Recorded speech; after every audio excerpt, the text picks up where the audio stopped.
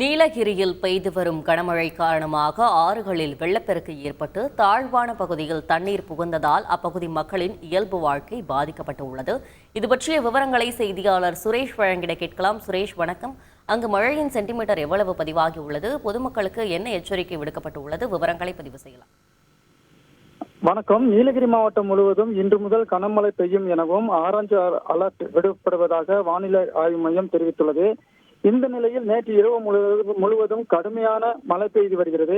இதனால் கேரள மாநிலம் செல்லும் சாலை மற்றும் மைசூர் செல்லக்கூடிய நெடுஞ்சாலைகளில் இரவு மரங்களுடன் மண் சரிவு ஏற்பட்டு சாலை போக்குவரத்து பாதிப்படைந்தது. இரவோடு இரவாக வருவாய்த்துறையினர் மற்றும் நெடுஞ்சாலைத்துறையினர் சீர் செய்து போக்குவரத்து மீண்டும் தொடங்கியது. இந்த நிலையில் நேற்று இரவு முதல் தொடர்ச்சியாக தற்பொழுது வரை கூடலூரை அடுத்துள்ள தேவாலா, நாடுகாணி, சேரம்பாடி, இருமாடு, தேவர் சோலை, நடுவட்டம் போன்ற பகுதிகளில் தற்பொழுது விட்டு விட்டு கடுமையாக மழை பெய்து வருகிறது.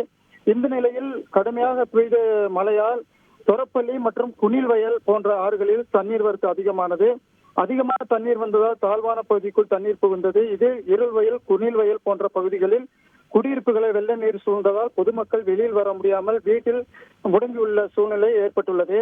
இதனால் பல்வேறு பணிகளுக்கு செல்லக்கூடிய பொதுமக்கள் வீட்டில் முடங்கியுள்ள நிலையும் ஏற்பட்டுள்ள சூழ்நிலையில் இரவு முழுவதும் கூடலூரில் அதிகபட்சமாக குறிப்பாக தேவால பகுதியில் 186 மில்லிமீட்டர் மழையும், கூடலூர் பகுதியில் 148 மில்லிமீட்டர் மழையும் பதிவாகியுள்ளது. தொடர்ந்து விட்டுவிட்டு மழை பெய்து வருவதால் பொதுமக்கள் எச்சரிக்கையோடு இருக்க வருவாய்த்துறையினர் அறிவுறுத்தி உள்ளனர்.